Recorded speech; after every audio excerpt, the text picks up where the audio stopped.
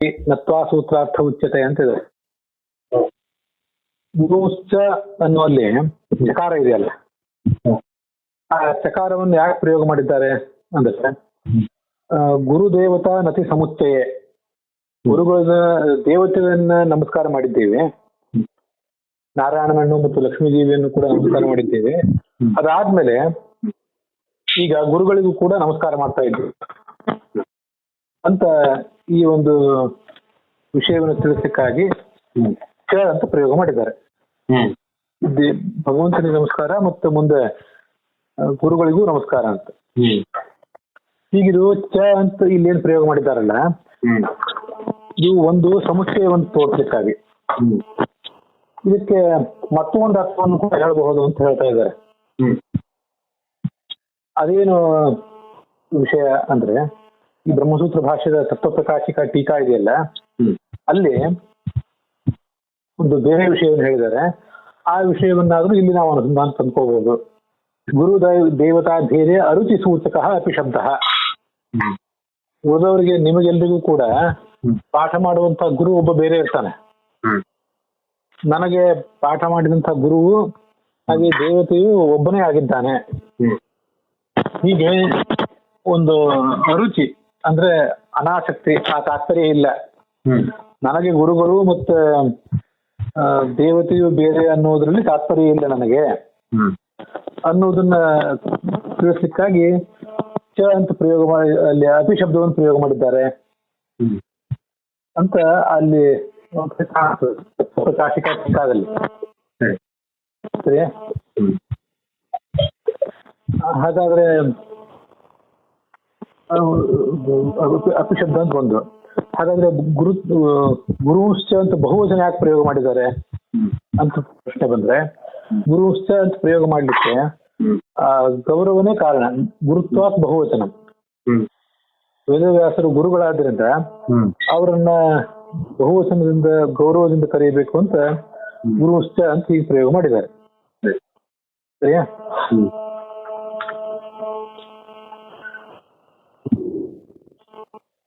ಉಕ್ತಂಚ ಗೀತಾಭಾಷ್ಯ ವ್ಯಾಖ್ಯಾನೆ ಬಹುವಚನಂ ಗೌರವಾದೇವ ಇತಿ.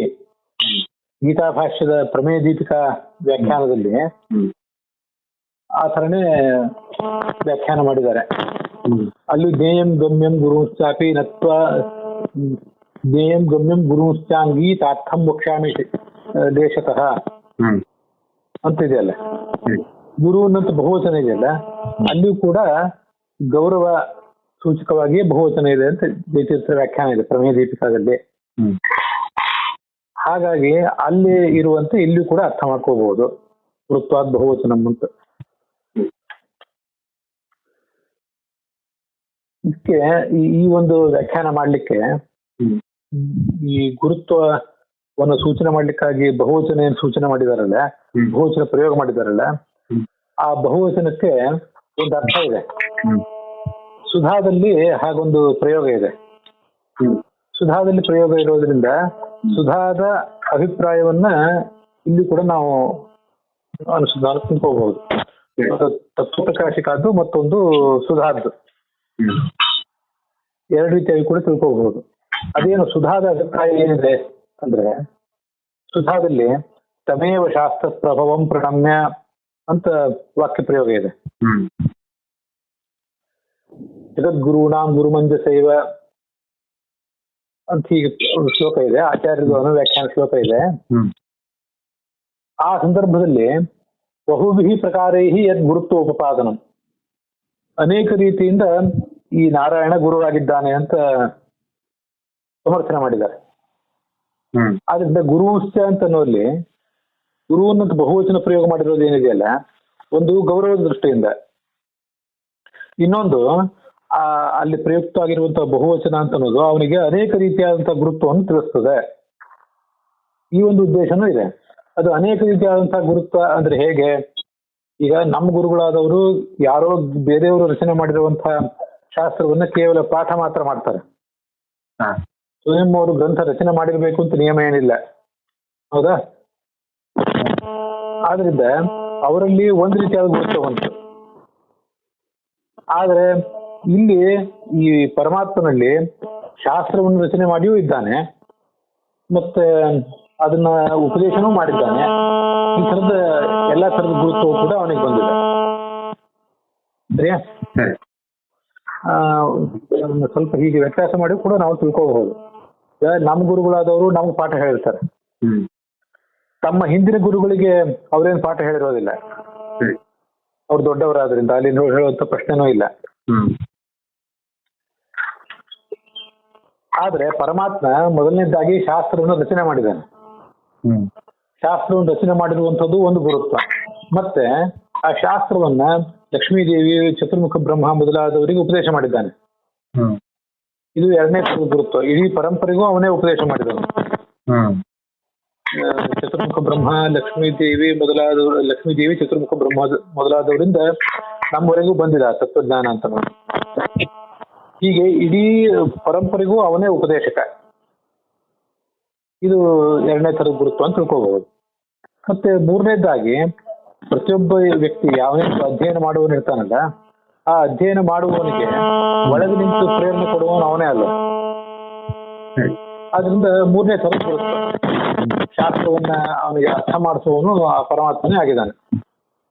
ಆದ್ರಿಂದ ಬಹುಬಿಹಿ ಪ್ರಕಾರ ಈ ಅನೇಕ ಥರದ ಗುರುತ್ವ ಅಂತ ಅನ್ನೋದು ಈ ಪರಮಾತ್ಮನಲ್ಲಿದೆ. ಹೀಗೆ ಅನೇಕ ಥರದ ಗುರುತ್ವವನ್ನು ಸೂಚನೆ ಮಾಡ್ಲಿಕ್ಕಾಗಿಯೇ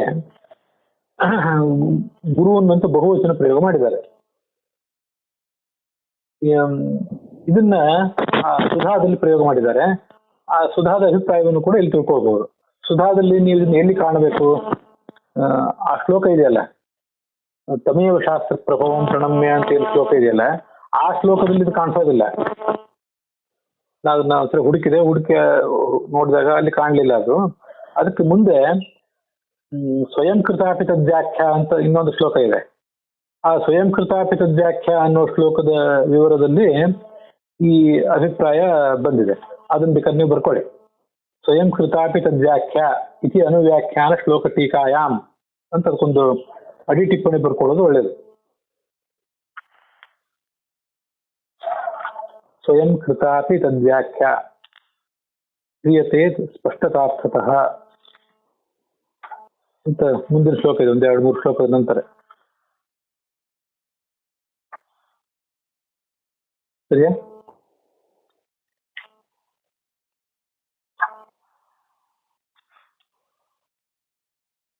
ಸ್ವಯಂ ಕೃತಾಪಿ ತದ್ವ್ಯಾಖ್ಯ ಇತಿ ಅನುವ್ಯಾಖ್ಯಾನ ಶ್ಲೋಕ ಟೀಕಾಯಾಮ್. ಆ ಟೀಕಾದಲ್ಲಿ ಈ ಮೇಲೆ ಹೇಳಿದಂತ ವಾಕ್ಯ ಪ್ರಯೋಗ ಇದೆ ಅಂತ ಅದರ ತಾತ್ಪರ್ಯ.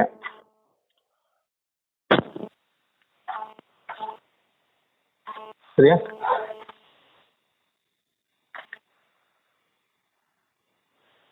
ಅಲ್ಲಿ ಏನು ವಾಕ್ಯ ಇದೆ ಅಂತ ಬೇಕಾದ್ರೆ ಟೀಕಾದ ವಾಕ್ಯ ಓದ್ತಾನೆ.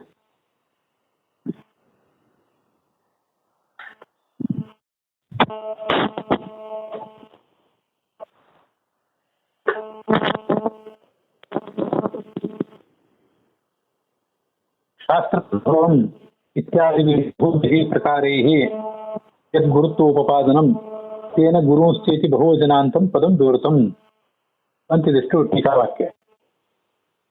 ಗುರುದೇವತೆಯೋ ಭೇದೇಪಿ ಅಪಿಪದೇನ ಅರುಚಿ ಸೂಚಿತ. ಈ ಒಂದು ವಾಕ್ಯ ಕೂಡ ಅನುವ್ಯಾಖ್ಯಾನ ಸುಧಾದಲ್ಲಿದೆ. ಸರಿಯಾ?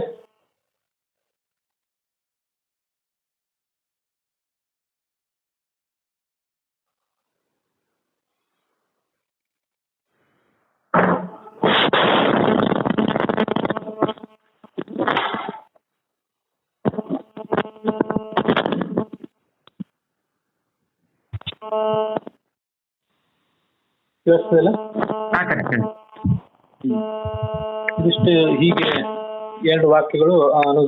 ಸ್ವಲ್ಪ ಡಿಸ್ಟರ್ಬೆನ್ಸ್ ಬರ್ತಿದೆ ಆಚಾರ್ಯ, ಸ್ವಲ್ಪ ಫೋನ್.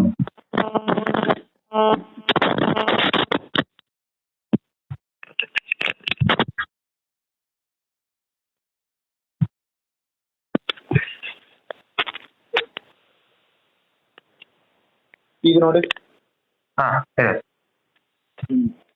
ಅನುವ್ಯಾಖ್ಯಾನ ನ್ಯಾಯಸುಧಾದಲ್ಲಿ ಈ ತರ ಪ್ರಯೋಗ ಮಾಡಿದ್ದಾರೆ. ಎರಡು ಅಭಿಪ್ರಾಯಗಳು ಅಲ್ಲಿದೆ. ಗುರುದೇವತಾ ಇಬ್ರು ಕೂಡ ನಿಮಗ್ ಬೇರೆ ಇರಬಹುದು, ನನಗ್ ಬೇರೆ ಅಲ್ಲ ಅನ್ನೋ ಒಂದಿದೆ. ಇನ್ನೊಂದು ಬಹುಪ್ರಕಾರ ಗುರುತ್ವೋಪಪಾದನ, ಆ ಒಂದು ವಿಚಾರನೂ ಕೂಡ ಅಲ್ಲಿದೆ. ಅದು ಆಶಯಂ ವಾ ಅಂತಿದೆ ನೋಡಿ ಅಲ್ಲಿ. ಹೀಗೆ ಸುಧಾದ ಅಭಿಪ್ರಾಯವನ್ನು ಇಲ್ಲಿ ಗಮನಿಸಬಹುದು ಅಂತಿದೆಯಲ್ಲ, ಆ ಸುಧಾಶಯಂ ಅನ್ನೋ ಮಾತಿಗೆ ಸುಧಾ ಆಶಯ ಯಸ್ಮಿನ್ ತತ್ ಸುಧಾಶಯಂ ಅಂತ, ಯಸ್ಮಿನ್ ತತ್ ಅಥವಾ ಯಸ್ಯ ತತ್ ಅಂತ ತಿಳ್ಕೋಬೇಕು. ಸುಧಾಶಯಂ ಬಹುವಚನಂ, ಗುರುವನ್ನೆಂಬಲ್ಲಿ ಇರುವಂತ ಬಹುವಚನ ಏನಿದೆ ಅದು ಸುಧಾದ ಆಶಯವನ್ನು ಒಳಗೊಂಡದ್ದು. ಸುಧಾದ ಅಭಿಪ್ರಾಯವನ್ನು ಈ ಬಹುವಚನ ವಿವರಣೆ ಮಾಡಿದೆ ಅಂತಲ್ಲ, ಬಹುವಚನ ಅಭಿಪ್ರಾಯವನ್ನು ಸುಧಾ ವಿವರಣೆ ಮಾಡಿದೆ. ಸುಧಾದಲ್ಲಿ ಜಯತೀರ್ಥರು ಬಹುವಚನದ ಅಭಿಪ್ರಾಯವನ್ನ ವಿವರಿಸಿದ್ದಾರೆ ಅಂತ ಅರ್ಥ. ಸುಧಾಯ ಆಶಯ ಯಸ್ಮಿನ್ ತತ್ ಅಥವಾ ಯಸ್ಯ ತತ್, ಈ ತರ ಅದು ಸುಧಾಶಯಂ ಅನ್ನೋದು ಆ ಬಹುವಚನಕ್ಕೆ ವಿಶೇಷಣ. ಸರಿ,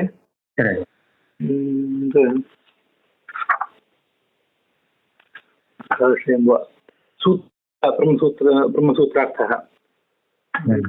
ಗೀತಾ ಗುರು ಸೂತ್ರಾರ್ಥ ಉಚ್ಯತೆ ಅಂತಿದೆಯಲ್ಲ, ಸೂತ್ರಾರ್ಥವನ್ನು ಹೇಳೋದು ಅಂದ್ರೆ ಬ್ರಹ್ಮಸೂತ್ರದ ಅರ್ಥವನ್ನು ಹೇಳೋದು ಅಂತ ಅರ್ಥ. ಅಲ್ಲಿ ಎಲ್ಲ ಶಬ್ದಗಳು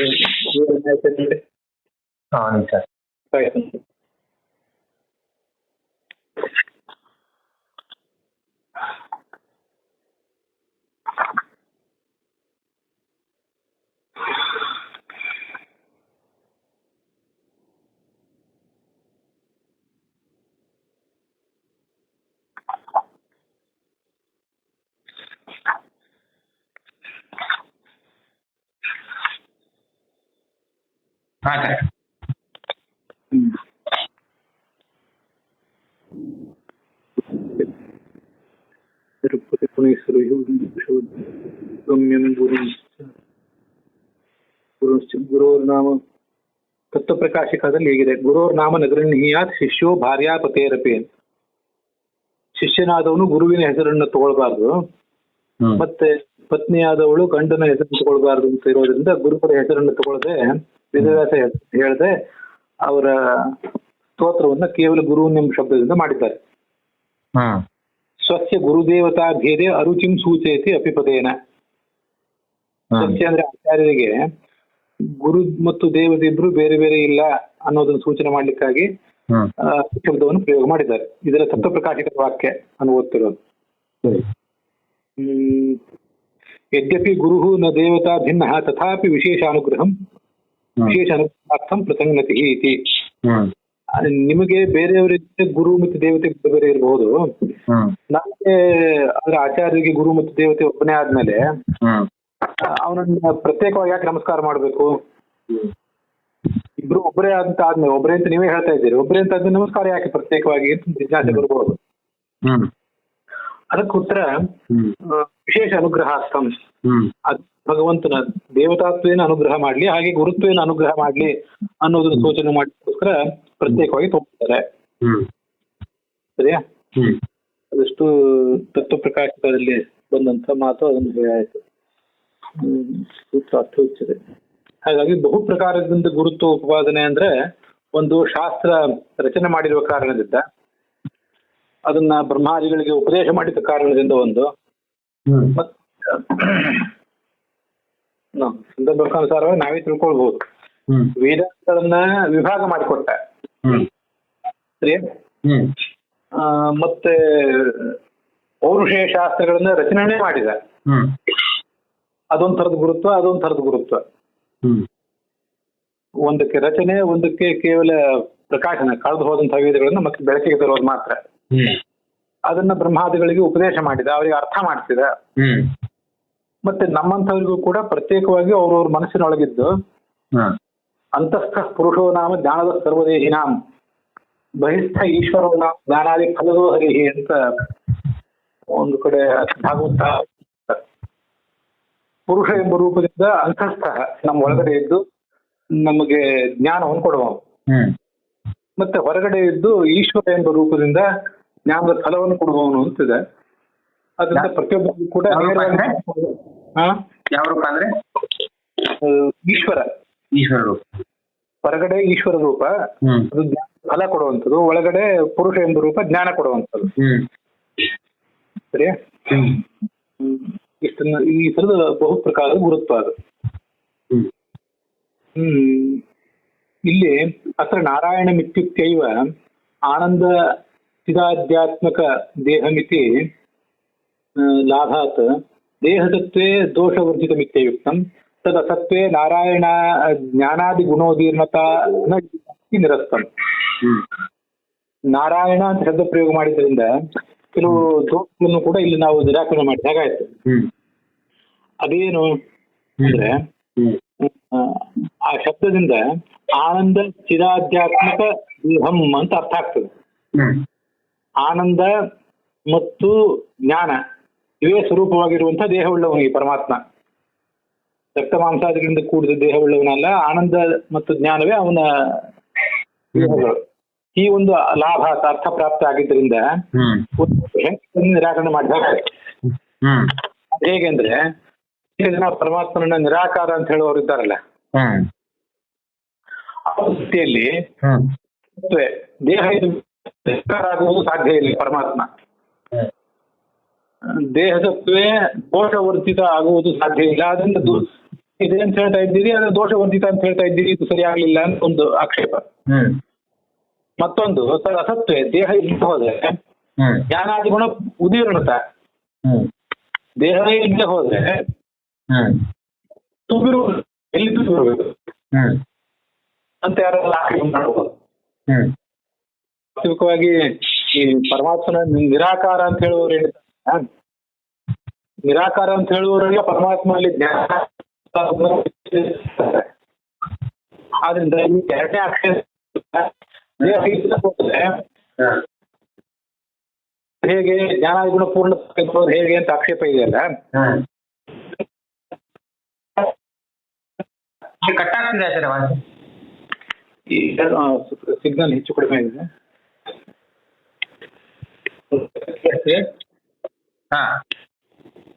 ಎರಡು ಪ್ರಶ್ನೆಗಳು ಪರಮಾತ್ಮ ನಿರಾಕಾರ ಅಂತ ಹೇಳುವವರೇ ಮಾಡಿದ್ದೇನಲ್ಲ, ಬೇರೆ ಬೇರೆ ಆ ಪ್ರಸಂಗಾನುಸಾರವಾಗಿ ಬೇರೆ ಬೇರೆಯವ್ರು ಮಾಡಿದ್ದು ಅಂತ ತಿಳ್ಕೋಬೇಕು.